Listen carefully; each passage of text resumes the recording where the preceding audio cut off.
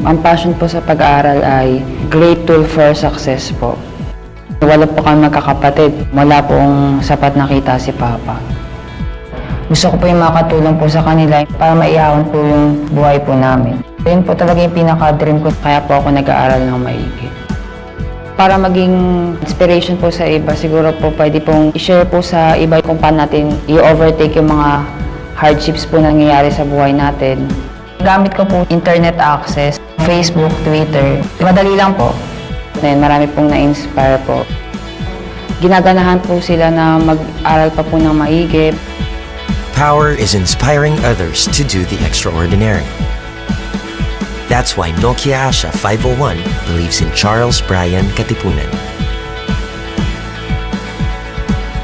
Nokia Asha 501 invites you to share your standout stories.